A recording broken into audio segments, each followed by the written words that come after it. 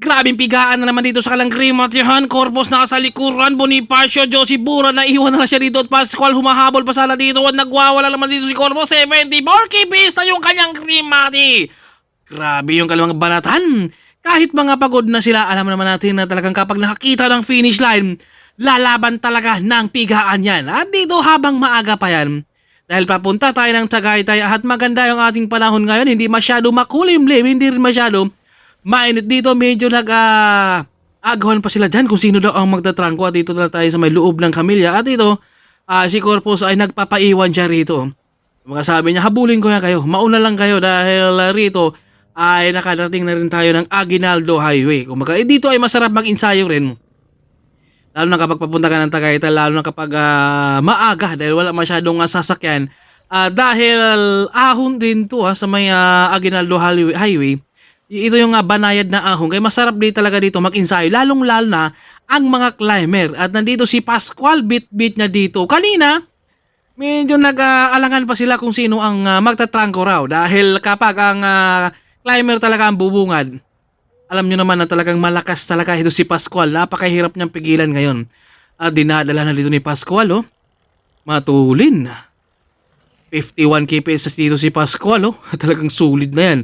At dito parang lumalaylo na yung gulong rito ni Joseph Habinyar sa likuran dahil si Pascual na ang humawak sa harapan. Kung magkapatiisan to sila, kailangan makakapit ka talaga nyon. Pero kahit tutok ka nyan, talagang kakalas ka rin talaga sa kanilang maintenance sa tulin rin. Dahil kanina, dinala ni Angel rin ng 30 at bubungad si Pascual. Naisip niya dito na akong bahala sa trangko. Kapit lang kayo, kailangan nyo ring tiisin rin yung hata ko. Kaya kapag climber talaga ang bumungad, kapitan nyo na kagad. Pero kailangan nyo rin tiisin dahil dito si Pascual matulin.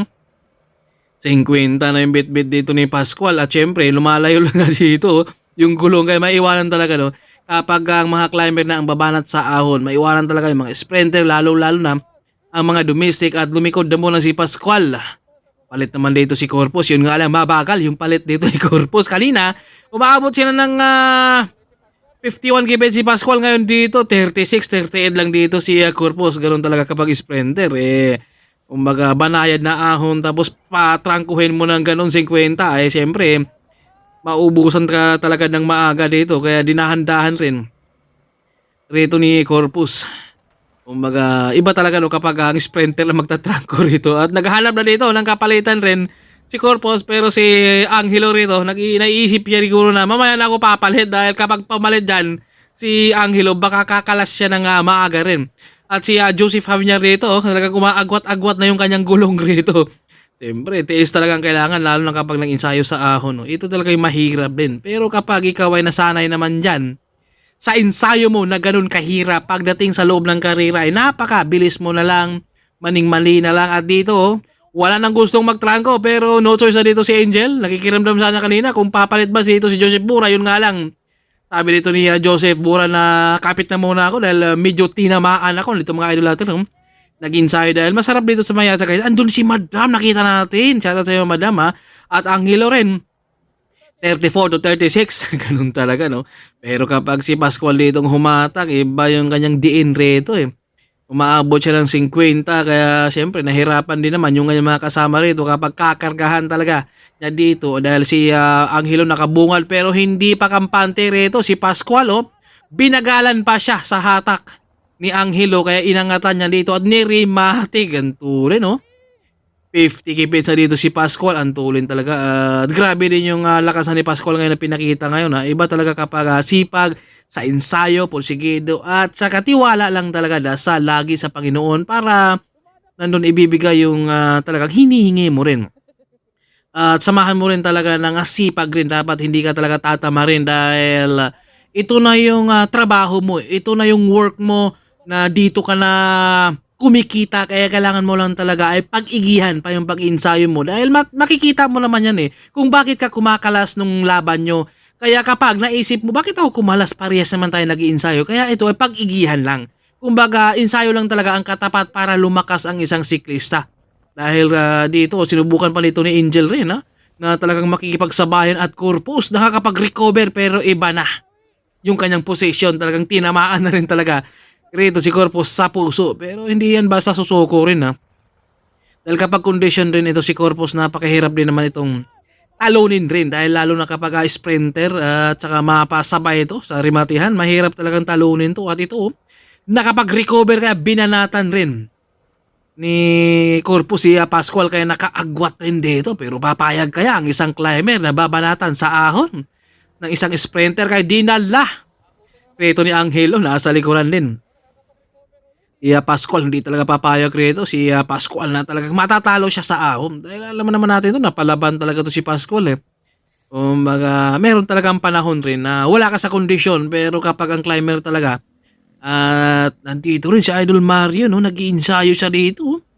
Sa may Aguinaldo Highway, huli natin to. From Iloilo. At nandito na nga tayo sa may Tagaytay. Pagkatapos ng ensayo, eto na, merienda time na dito dahil medyo tinamaan rin sila sa kanilang mga banatan. Joseph Bora, medyo pagod siya. Wala nang imika na dito naman si White Mix. Tahimik lang siya nakasunod. At bago umuwi, siyempre kain na muna tayo rito. Kasama natin mga estudyante dyan. Pagkatapos ng kain, eto na naman.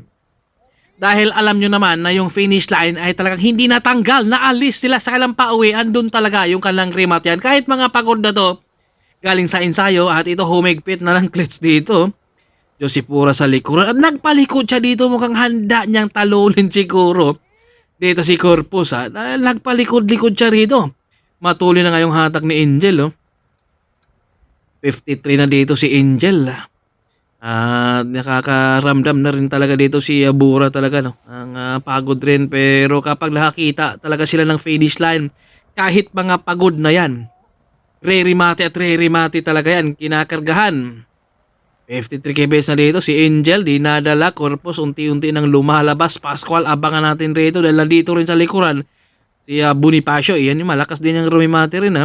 Kung mga may pang diin talaga 54. Nakahanda na yung dito sa likuran nito dahil pag kaliwa nito alam nyo na talagang babanat yung mga nasa likod. Domestic, si Angelo, Corpus nasa likuran. Antole no.